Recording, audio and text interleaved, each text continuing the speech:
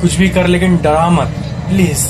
Fact number 17। Year था 1971, महीना था अगस्त। मैरिया गोमेज वो अपने किचन में काम कर रही थी और उन्होंने अपने किचन के फ्लोर में एक अजीब सा चिन्ह देखा, एक कुछ बना हुआ था वहाँ पे। और जब वो ध्यान से देखी तो उन्हें ये नजर आया कि एक चेहरा बना हुआ है। और ये चीज बिल्कुल स्कैरी चीज थी उन लोगों के लिए, क्योंकि फ्लोर पे रैंडमली कुछ भी दाग होता तो ठीक होता, बट फ्लोर पे चेहरा कैसे बन जाएगा। तो उसके बाद उन्होंने उसे बहुत सारे जो होता है ना रिमूवर, उससे रिमूव करने का कोशिश किया और उसके बाद वो रिमूव हो ही नहीं रहा था। भले आप वहाँ पे कुछ भी यूज कर लो, डिटर्जेंट से लेकर सब कुछ, कोई काम नहीं किया। लास्ट में उसका हस्बैंड एक कुल्हाड़ी से ऐसे तोड़ दिया उस जगह को, क्योंकि बहुत स्कैरी लग रहा था। और उसके बाद फिर वो लोग सो गए और सुबह उठे, बट सुबह उठ के उन लोगों ने ये देखा कि वो चेहरा फिर से फॉर्म हो गया है। तो ये एक बहुत ही अजीब चीज थी, मतलब क्या हो रहा है ये। और इसके बाद उन्होंने किचन को सील कर दिया, पता है, और एक पैरानॉर्मल इन्वेस्टिगेटर को बुलाया कि यहाँ पे देखिए ऐसा क्यों हो रहा है, यहाँ पे फेस क्यों बन रहा है रैंडम इंसानों का। तो बाद में उसका मिस्ट्री जब अनराइवल किया गया तब ये पता चला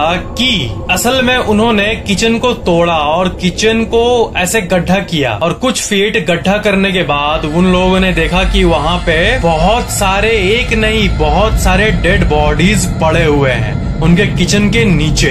और सबसे ज्यादा जो डेड बॉडी का जो कंसंट्रेशन था वो 10 फीट अंदर था। और बहुत सारे हड्डियों को भी पाया गया, और ऐसे हड्डी को भी पाया गया जो कि 700 साल पुराना है। और फिर उन लोगों ने वहाँ से हड्डियां हटा के वहाँ पूजा करा के फिर वो भर दिया वापस। सब कुछ ठीक है ना, बट फिर से किचन पे एक नहीं बल्कि 5-6 फेसेस बनने लगे फ्लोर में अपने आप, चेहरे। और उसके बाद उन लोगों ने किचन को पूरी तरह से फुल्ली सील कर दिया, और उसके बाद से वो किचन सील्ड ही है। इस रियल स्टोरी में जो औरत थी उनका नाम मैं आपको फिर से बता देता हूँ, उनका नाम है Maria Gomez Pereira. Fact number 16। एक अजीब सी सिंड्रोम होती है जिसे कहते हैं एलियन हैंड सिंड्रोम। और इसमें क्या होता है कि आपका हाथ मतलब कुछ भी करने लगता है अपने आप, ऐसा लगता है कि आपके हाथ को किसी ने पोजेस कर लिया है। Alien hand syndrome is a phenomenon in which one hand is not under control of the mind. The person loses control of the hand and it acts as if it has mind of its own. The etiology includes neurosurgery, tumour, aneurysms and rarely stroke. NCBI के website में इसका एक पूरा scientific page भी मौजूद है। Fact number 15। Mummy के बारे में आप कभी सुने हो? मैं बचपन में अक्सर मम्मी, मेरी मम्मी या आपकी मम्मी, जो मम्मी होती है घर में, और जो ये मम्मीज होते हैं उनको मैं कंफ्यूज, अरे हटाओ ये बात को। तो मम्मीज होते हैं डेड बॉडी जिनको प्रिजर्व करके रखा गया रहता है किसी स्पेशल लिक्विड में या ऐसा कुछ। तो लेडी डायस एक थी हैन डायनेस्टी की लेडी, ठीक है, और उसका बॉडी 2000 साल पुराना है आज से, बट उसको आज तक एक मिस्टीरियस लिक्विड में प्रिजर्व करके रखा गया है। और साइंटिस्ट को ये भी नहीं पता कि ये लिक्विड क्या है, और इस लिक्विड में खास बात क्या है कि वो 2000 साल से, मतलब ये देखने में आपको क्रीपी लग रहा होगा, ठीक है, लेकिन इतना भी पॉसिबल होना बहुत मुश्किल है। मतलब जो ममीज होते हैं वो गल जाते हैं, बट इतना जो इसका इतना स्ट्रक्चर बचा हुआ है ना, ये भी बहुत बड़ा बात है, क्योंकि 2000 ईयर्स बीत चुके हैं। और इसे सबसे ओल्डेस्ट मम्मी भी कहा जाता है, और इसका स्किन आज तक सॉफ्ट है। सबसे मेन बात ये है कि किस लिक्विड में रखा गया है, इस लिक्विड में है क्या। 2000 साल पुराना चीज लिक्विड, उतना साल पुराना जो लिक्विड है उसका प्रॉपर्टीज आज भी आजकल के साइंटिस्ट भी नहीं पता कर पा रहे हैं। अमेजिंग। Fact number 14। जो प्लेग्स, पैंडेमिक्स होते हैं ना दुनिया में, कुछ महामारी फैल जाना, तो साल 1518 में ना एक डांसिंग प्लेग फैला था। पता है ये क्या था? डांसिंग प्लेग में एक अजीब सा, मतलब जैसे महामारी तो आप जानते होंगे क्या फैला हुआ है, तो डांसिंग प्लेग की जो महामारी थी 1518 की ये महामारी, उसमें जिसको ये होता था बीमारी ना, वो ना डांस करने लग जाता था, पता नहीं कैसे। मतलब बीच सड़क में नाचता था और नाचने को कंट्रोल नहीं कर पाता था, पता है, नाचते नाचते वो मर जाएगा लेकिन नाचना कंट्रोल नहीं कर पाएगा। बॉडी ना चाहते हुए भी उसका मूड एकदम नहीं है, मुंह ऐसे है, लेकिन बॉडी तब भी नाच रहा है। एक बहुत ही अजीब, मतलब ऐसा लगता है किसी के अंदर घोष डूब गया है। मतलब अजीब सी ये महामारी फैली थी 1518 में। Fact number 13, Bigfoot, yeti, इन लोगों के बारे में आप जानते हो? मतलब बहुत लोगों ने बिग फुट्स को देखा है और येटीज को भी देखा है। ये ऐसे क्रिएचर्स होते हैं जो कि हिमालयन रेंज और दुनिया के ऐसे जगहों पे पाए जाते हैं जहाँ पे उतना इंसान का बसेरा नहीं है। तो ये जो होते हैं इनके पास दिमाग होता है और ये हंट करते हैं और एलिजेडली ये इंसानों से नफरत करते हैं और ये लोग अपना लाइफ जीते हैं। और मतलब इसका कोई प्रूफ नहीं है आज तक, कोई सिर्फ एलिजेड किया गया, प्रूफ नहीं है कि हाँ बिगफुट एग्जिस्ट करते येटी। बट बात यह है कि हिमालय पहाड़ के आसपास या फिर जो ऐसी जगह पे जो इंसानों का छोटा मोटा बसेरा होता है ना, गांव, तो जैसे माउंटेन विलेज ये सब, तो वहाँ के लोग ना बहुत बार इन क्रिएचर्स को देखते भी है। बीबीसी के अकॉर्डिंग जो माउंटेन विलेज तजिकिस्तान और किर्गिस्तान, इन गाँव में सबसे बड़े येटी के विटनेसेस मिले हैं। फैक्ट नंबर 12, माउंट एवरेस्ट जो है ना, इसमें कितने लोग हर साल जाना चाहते हैं टॉप में, और ज्यादातर लोग जिनके पास सुविधा नहीं होता ना वो मर जाते हैं।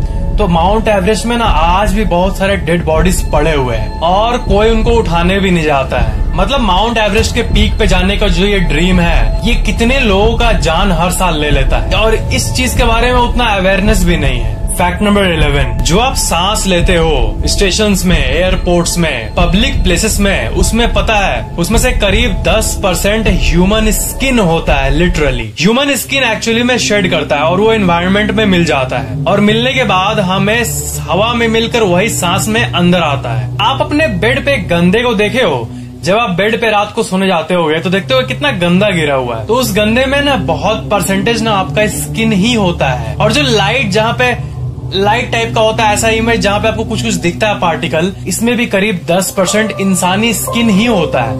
आपका स्किन पता है, अगर आप इसको एक यूनिवर्सल लेंस से देखो ना तो कितना स्किन आपका झड़ रहा है, लिटरली पूरे सेकंड झड़ ही रहा है, बस आपको दिख नहीं रहा है। ऐसा होता है यूनिवर्स को अलग लेवल पे देखने पे। फैक्ट नंबर 10, एक अजीब टाइप की बीमारी होती है जिसे कहते हैं कैपग्रास डिल्यूजन। और ना ये एक अजीब सी चीज है। देखो मैं भी बचपन में सोचता था कि जैसे मेरी बहन दीपिका, ठीक है, तो ऐसा सोचो कि ये दीपिका ही है, ये दीपिका के डुप्लीकेट नहीं ना है। आपके घर में भाई बहन मम्मी पापा है, मान लो पापा है घर में आपके, ठीक है, ये पापा का हमशक्ल तो नहीं है, पापा ही है। कैसे प्रूव करूं? ये एक डिल्यूजन होता है। हम लोग बात कर रहे हैं, मजाक में ले रहे हैं, हम लोग को पता है कि हम लोग मजाक कर रहे हैं, सीरियस नहीं है। बट जिनके दिमाग में ये डिसऑर्डर हो जाता है ना, वो लिटरली डीपली इनसाइड दिल से ये सोचने लगते हैं कि ये मेरा पापा नहीं है, ये इसको डुप्लीकेट है, मेरे पापा को कोई कैद कर लिया कोई। तो ऐसा जो एक बीमारी होता है दिमाग का, उसको कहते हैं कैपग्रास डिल्यूजन। ये एक बहुत ही भयंकर मेंटल डिसऑर्डर है। Fact number 9, Cotard delusion. ये भी एक ऐसी मेंटल डिसऑर्डर है जिसमें सफरर ये बिलीव करता है कि वो एक वॉकिंग डेड और घोस्ट है, कि उसका अंदर का सारा बॉडी पार्ट मर गया है। मतलब होता है ना, ज़ॉम्बी से चल रहा हूँ मैं, जिंदगी में अब कुछ नहीं है, मैं ज़ॉम्बी बन के रह गया हूँ और मेरे सारे अंदर के पार्ट सड़ गए हैं, ऐसा टाइप का फीलिंग आता है। मैं जब भी इस सब चीजों के बारे में आपको बताता हूँ कि दिमाग का ऐसा सोच, ये सब वो सब, तो आपको लगता होगा कि क्या उन लोगों का दिमाग ही नहीं है, क्या अंदर कैसे सड़ेगा तो तू जिंदा कैसे रहेगा? ऐसा इतना दिमाग नहीं उन लोगों को सोचने का कि नहीं सड़ रहा बाबा, तू एक्टिव हेल्दी है। बट जो दिमाग है ना, ये बहुत अजीब चीज है। डिप्रेशन को ही ले लो, डिप्रेशन जो है वो जो असल का सीरियस वाला डिप्रेशन होता है ना, उसमें आप सामने वाले पर्सन को कितना भी समझा दो वो नहीं मानेगा, उसको लाइफ खराब ही दिखता है। तो ये दिमाग का जो होता है वो वही समझ पाता है जिनको वो सब डिल्यूजन होता है। उनको लाख बोलने के बावजूद भी वो लोग नहीं समझ पाएंगे, हाँ मेरा बॉडी अंदर से गल रहा है।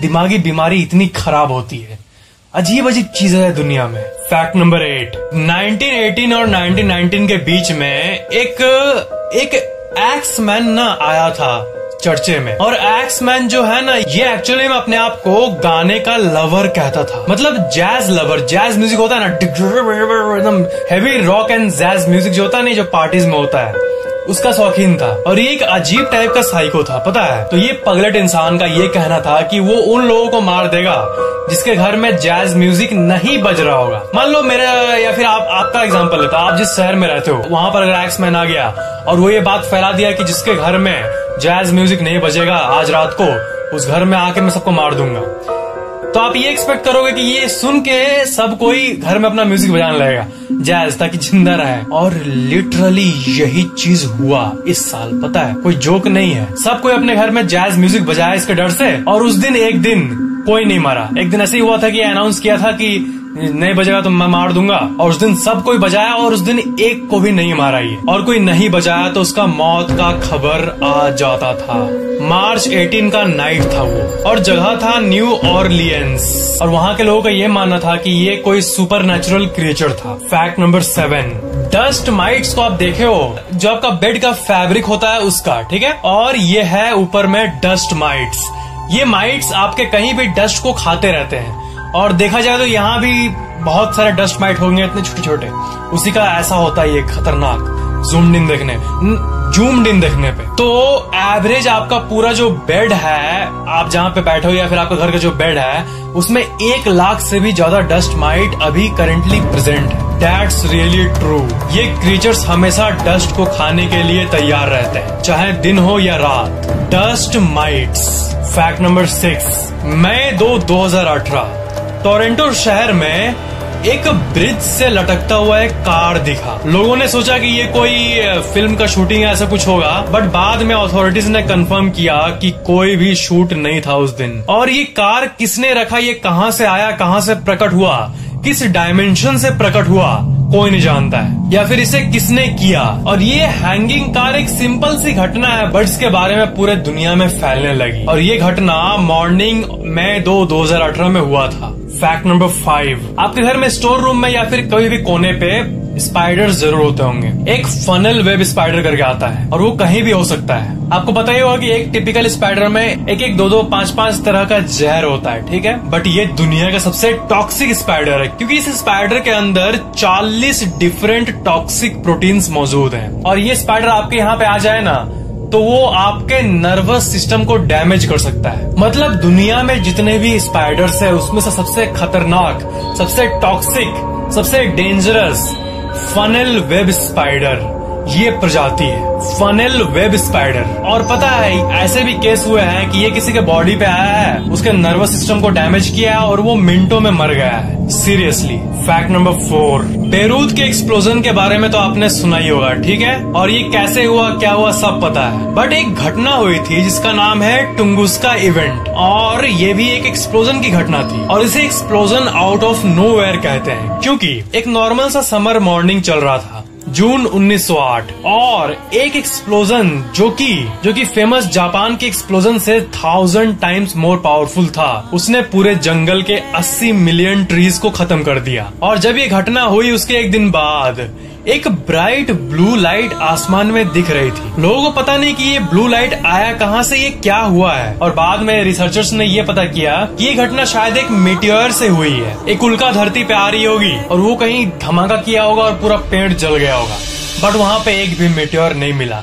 इसका सोर्स कहाँ था? जब भी ऐसा घटना होता है कुछ भी एक्सप्लोजन का, तो दुनिया को पता चल जाता है कि कहाँ पे, क्यों और कैसे हुआ ये। बट ये जो एक्सप्लोजन था, इसके बारे में आज तक रिसर्चर्स को नहीं पता चला। इसे कहते हैं टुंगुस्का इवेंट, और ये दुनिया की सबसे मिस्टीरियस घटनाओं में से एक थी। फैक्ट नंबर 3, अभी हम लोगों ने बात किया धरती पे मौजूद मिस्टीरियस चीजों के बारे में, बट आसमान में एक जगह है जिसका नाम है द ग्रेट अट्रैक्टर, और ये डार्क मैटर है, और ये हमारे मिल्की वे को, और ये सोलर सिस्टम से 250 मिलियन लाइट ईयर्स दूर है, और ये हमारे गैलेक्सी को अपने तरफ टानता आ रहा है। द ग्रेट अट्रैक्टर का आप ये विकिपीडिया पेज देख सकते हो। ये एक ग्रेविटेशनल एनोमली है जो कि हर चीज को अपने तरफ अट्रैक्ट करते रहता है। और जो एस्ट्रोनॉमिकल साइंस में होंगे उनको पता होगा कि साइंटिस्ट ये बोलते हैं कि यूनिवर्स का जो एंड है वो डार्क मैटर और डार्क एनर्जी से ही होगा।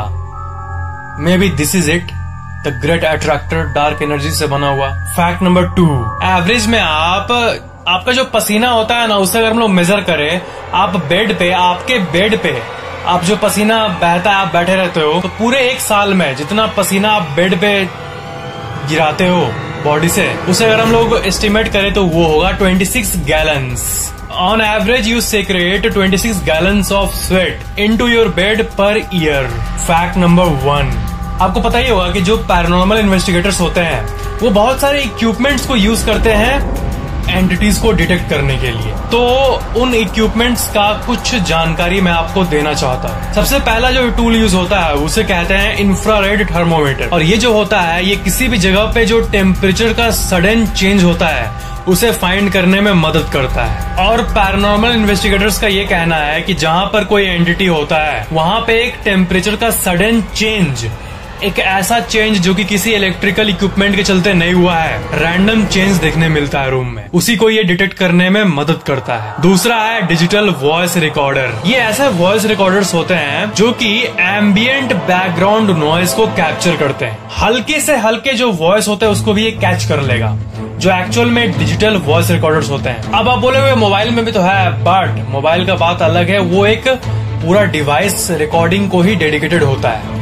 तो वो एक एक सिग्नल को पकड़ता है, जो एक ऐसा टूल होता है ना जो मैंने आपको दिखाया अभी, वैसा टाइप का। तीसरा है ऑफ कोर्स ईएमएफ सेंसर, यानी इलेक्ट्रोमैग्नेटिक फील्ड डिटेक्टर। और ये जो होता है ये इलेक्ट्रोमैग्नेटिक रेडिएशन को डिटेक्ट करने में मदद करता है। और जहां पे कोई फोन नहीं है, कोई टीवी नहीं है, बट वहां पे रैंडमली अचानक से हाई ईएमएफ डिटेक्ट हुआ, तो ये किसी पैरानॉर्मल एंटिटी का भी प्रेजेंस हो सकता है। कोई ऑब्वियस सोर्स नहीं है ईएमएफ का, बट आपको ईएमएफ में एक्टिविटी दिख रही है, दैट मस्ट बी समथिंग। तो ये थे कुछ पैरानॉर्मल इक्विपमेंट्स। उम्मीद है आपको ये थोड़े अलग मिस्टीरियस टाइप के फैक्ट्स मजेदार लगे होंगे। क्या आप मिस्ट्रीज पे और वीडियो